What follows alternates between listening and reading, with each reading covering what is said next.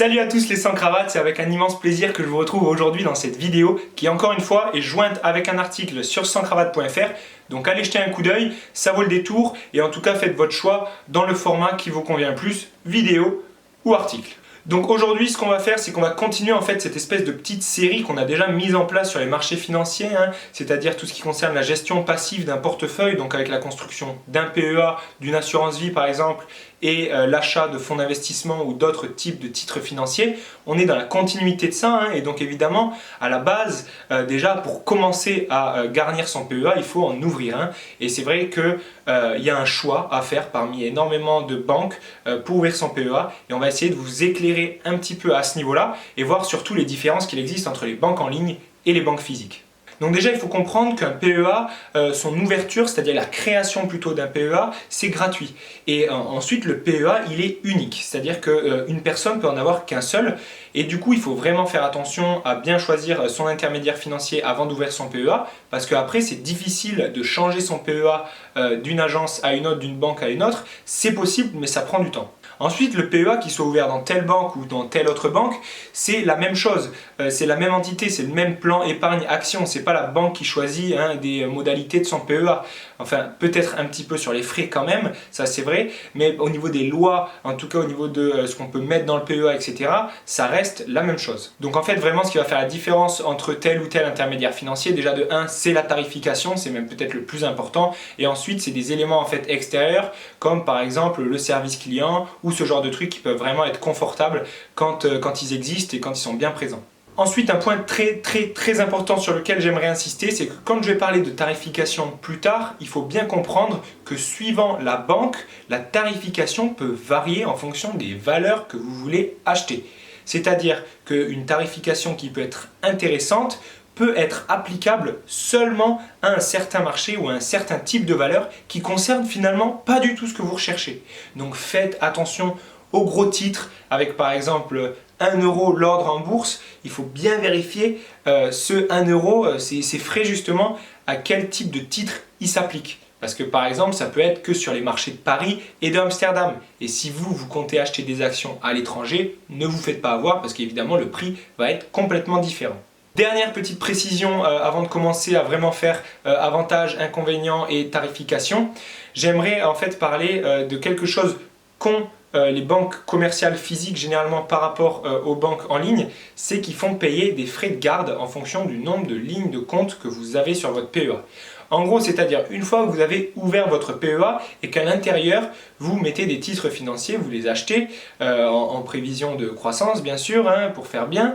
Et en fait, vous allez devoir payer des frais de garde annuels sur chaque ligne de compte que vous possédez. C'est-à-dire un petit peu comme, c'est pas une commission directe par exemple au moment de l'achat, c'est vraiment des frais de garde sur le long terme. Voilà, ils vont récupérer de l'argent par rapport aux services en fait qu'ils vous fournissent. Et enfin, il faut vraiment faire la distinction entre les frais que vous impose la banque dans laquelle vous avez ouvert votre PEA et les frais que vous impose le titre que vous avez acheté. Et là, ça concerne vraiment surtout les frais de gestion pour les fonds d'investissement. Donc je m'explique, par exemple, si vous avez dans votre PEA une ligne de compte qui correspond à une action d'un fonds d'investissement, d'un ETF par exemple, vous allez payer à la banque qui a ouvert votre PEA des frais de garde et ensuite vous allez payer des frais de gestion au fonds d'investissement en question. Donc c'est à prendre en compte tous ces petits détails et évidemment il faut bien les distinguer parce qu'il y en a, ils vont pas au même endroit en fait tout simplement. Voilà, alors maintenant, banque en ligne, qu'est-ce que ça veut dire? Banque en ligne, c'est généralement des banques qui sont tout simplement 100% en ligne, qui n'ont pas en fait, à part un siège social, ils n'ont pas d'agence en fait que vous pouvez retrouver dans les villes. Et ça leur permet de faire justement une politique de la stratégie des coûts en fait. Donc ils peuvent diminuer extrêmement leurs coûts puisqu'ils ont moins de charges à payer, ils ont moins de services, ils ont moins d'employés, etc. Donc ils peuvent vraiment diminuer leurs coûts. Alors par contre, à l'opposé, il va y avoir vraiment ce manque de proximité, mais bon, maintenant Internet se développe de plus en plus, mais c'est toujours quand même sympa quand on a une agence à côté, d'aller physiquement dans l'agence et d'avoir un conseiller ou quelqu'un à qui parler si on a des questions. Et ça, généralement, avec les banques en ligne, bon, ça va s'améliorer avec le temps, mais c'est encore un petit peu plus difficile que sur les banques physiques. Donc là, comme je le disais, avec la politique des moindres coûts, l'avantage ultime des banques en ligne, c'est tout simplement leur tarif de transaction. Alors justement, concernant les banques en ligne, j'ai fait une liste des meilleures, enfin en tout cas celles qui comptent le plus de clients sur l'article sur sanscravate.fr. Allez jeter un coup d'œil. Dedans, il me semble qu'il y a Boursorama, ING Direct, Fortuneo. Il me semble que je présente aussi Bourse Direct, même s'ils sont un petit peu bâtards, puisque c'est une agence de courtage qui a aussi des agences physiques. Et puis j'en présente sûrement une dernière, il y a aussi Monabank, Before Bank, etc. Il en existe plein. En tout cas, dans chacune des banques en ligne, vous pouvez ouvrir un PEA et après la différence, ça se fait justement aux tarifications. D'ailleurs, concernant les tarifications, comment ça se passe et comment ça se découpe un petit peu?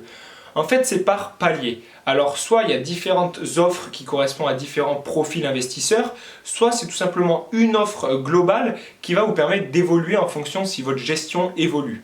Par exemple, sur Boursorama, on va vraiment avoir des offres différentes avec par exemple une offre découverte et une offre trader, une offre ultimate trader et même une offre classique qui se base au milieu. Et en fait, suivant votre profil investisseur, suivant les ordres que vous allez passer, le montant des ordres que vous allez passer et le nombre de fois que vous allez le passer dans l'année, si vous allez plutôt faire plus de court terme avec plus d'échanges, etc. ou au contraire vraiment un achat de titres par an où vraiment vous achetez 5-6 titres d'un coup et puis vous laissez tout ça couler pendant toute l'année. Mais en tout cas, suivant voilà, votre style de gestion, votre profil investisseur, vous allez vous inscrire dans un de ces paliers en fait. Et il faut tout regarder en termes de tarifs pour bien voir ce qui vous correspond le mieux. Et par exemple sur Boursorama, si on prend l'offre découverte, il me semble qu'elle va être facturée, donc l'ordre est facturé 1,99 € pour un ordre passé d'une transaction inférieure à 500 €. Et à ce moment-là, on parle de l'aller tout simplement, hein. On ne parle pas de l'aller-retour, c'est-à-dire que sur l'aller, il faut payer 2 € et sur le retour, il faut payer 2 €. Et ensuite, quand vous dépassez ces 500 €, et bien alors soit vous allez avoir justement une tarification qui passe en pourcentage du montant que vous allez investir, ou tout simplement vous allez glisser sur une offre suivante qui va avoir une tarification soit fixe, soit en pourcentage, encore une fois, et avec des limites, en tout cas une fourchette de prix, encore une fois, différente. Donc en fait, c'est comme ça que vous faites le tri parmi toutes les banques pour voir ce qui vous correspond le mieux. Encore une fois, allez jeter un coup d'œil sur l'article pour voir justement ces tarifications qui sont toutes détaillées. Mais voilà, c'est très important en tout cas dans un premier temps de se définir son profil investisseur pour ensuite savoir le nombre d'ordres que vous allez passer, le nombre d'ordres moyens que vous allez passer par an et quel va être le montant de ces ordres-là. Alors on parlait d'autre chose tout à l'heure, on parlait justement du service client concernant les banques en ligne. Il semblerait en fait, c'est contre-intuitif parce qu'il semblerait que dans un premier temps l'échange soit beaucoup plus rapide et que du coup ça se fasse beaucoup mieux entre justement votre conseiller ou votre intermédiaire financier et vous, justement avec internet. Et en fait c'est pas trop le cas, moi je trouve que c'est toujours encore plus rapide d'avoir le numéro de téléphone de quelqu'un qui est en agence à côté et tout ça et de pouvoir le contacter directement. C'est d'ailleurs pour ça que nous on a choisi une agence physique, enfin une agence, un courtier qui a des agences physiques. Mais en tout cas voilà, sur les banques en ligne, généralement malgré que ce soit en fait en ligne, ils ont quand même du mal à respecter leurs délais en termes de communication. Ensuite, un point vraiment important, un des gros avantages je trouve des banques en ligne, c'est tout simplement le côté administratif simplifié, c'est-à-dire que vous allez pouvoir ouvrir un PEA très rapidement, même un compte bancaire si vous voulez créer un compte courant aussi dans la banque justement. C'est possible, c'est toujours super rapide et ça c'est pas mal par rapport aux agences où vous allez devoir vous déplacer physiquement. Donc voilà, c'est une rapide sélection des avantages et inconvénients que je vois directement sur les banques en ligne. Donc allez jeter un coup d'œil sur l'article pour vraiment avoir la liste des tarifications. Et maintenant on va essayer un petit peu de parler des banques commerciales qui sont physiques justement. Donc maintenant parlons du coup des banques physiques et déjà commençons par énoncer le premier gros avantage, je pense le plus important, c'est tout simplement que beaucoup de personnes ont déjà leur compte courant, leur livret, etc. dans une banque commerciale physique. Il y en a beaucoup, hein. On peut citer par exemple la Société Générale ou encore le CIC ou le Crédit Mutuel, etc.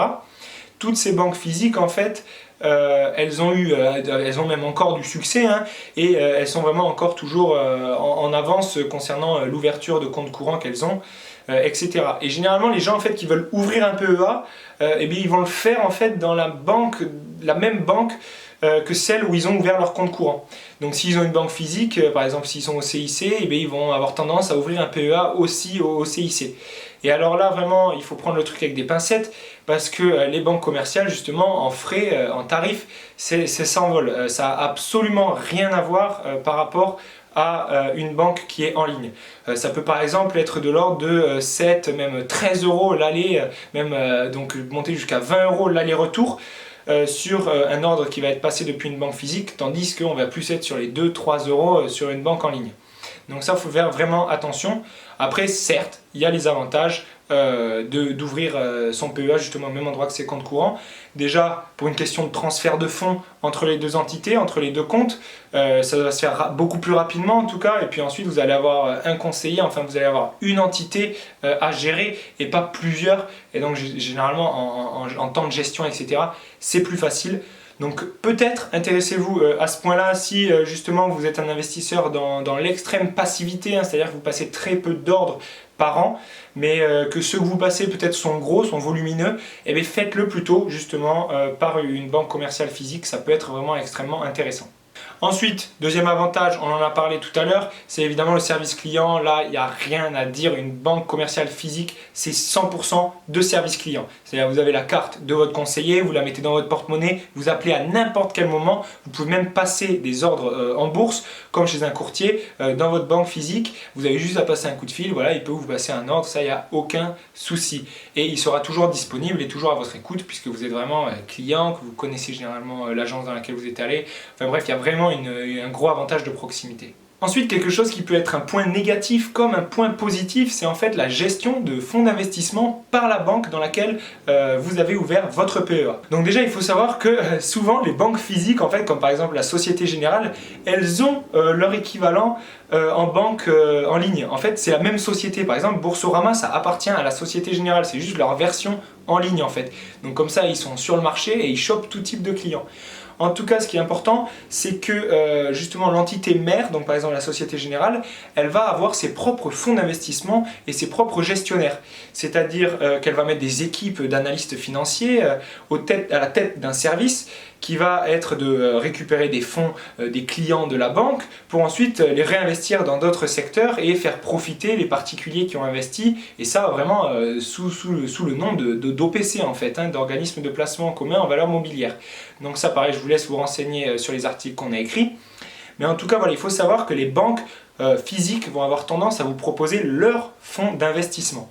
Et alors là, comme je disais, c'est à double tranchant parce que eux, ils sont formés vraiment à vous vendre leur part d'OPC et à vous vendre ça évidemment en vous balançant un petit peu de la poudre aux yeux. Et normalement, ils ont d'ailleurs même des documents obligatoires à vous fournir pour que vous validiez bien, que vous connaissez ce que c'est, que vous savez ce que c'est une action, une obligation, etc. Ça s'appelle le DICI, là, le document clé de l'investisseur. Et en fait, je me suis rendu compte que même moi, quand je m'étais intéressé aux OPC de ma banque physique, enfin, ils ne m'avaient pas donné ce document clé, alors que c'est obligatoire par l'AMF normalement. Donc en fait, eux, ils vont vous vendre leur OPC, ils vont être formés pour ça, tandis qu'ils ne connaissent pas forcément les risques qui sont liés. Enfin, ils les connaissent, ils sont formés un petit peu, mais pas tellement, c'est pas des analyses financières à la base. Donc il faut aussi vous former vraiment pour avoir un regard critique à l'extérieur. Donc une fois que vous êtes capable de juger par vous-même, vous allez pouvoir faire le choix et considérer si justement sa proposition d'OPC est intéressante ou non.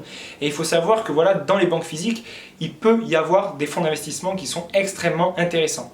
Et vous vous doutez bien que si vous voulez acheter un OPC de la banque dans laquelle vous avez votre PEA, en fait vous allez tout simplement avoir des avantages de tarification. Imaginons que la Société Générale, par exemple, ou l'Écureuil, ils ont un fonds d'investissement. Et bien si vous êtes au Crédit Mutuel, ça va être plus difficile, ça va être plus cher en tout cas d'acheter le fonds d'investissement de l'Écureuil ou le fonds d'investissement de BNP Paribas, pour prendre un autre exemple. Mais voilà, donc renseignez-vous en fait même avant sur les fonds d'investissement des banques peut-être, et ouvrez votre PEA dans la banque qui a un fonds d'investissement peut-être qui vous intéresse. Donc voilà, la sélection en fait elle peut se faire en fonction de plusieurs critères et dans plusieurs sens possibles, en fonction vraiment de votre profil investisseur encore une fois. J'espère en tout cas que cette vidéo vous a aidé à y voir plus clair, et encore une fois évidemment pensez à aller voir l'article sur Sans Cravate, le lien est dans la description évidemment. Abonnez-vous à cette chaîne et continuez de suivre Sans Cravate. Abonnez-vous aussi à la newsletter du site, c'est extrêmement important. On a encore balancé une newsletter vraiment extrêmement cool avec beaucoup de valeur ajoutée ce vendredi là, c'était vraiment stylé. En tout cas voilà, pensez à vous abonner à la chaîne, à la newsletter, à aller voir sur Sans Cravate, faire tout votre possible pour nous apporter aussi votre soutien et pour qu'on continue de se développer sur la bonne lancée qu'on est concernant le site internet. Donc voilà, je compte sur vous, merci à vous et à bientôt dans une prochaine vidéo. Ciao ciao.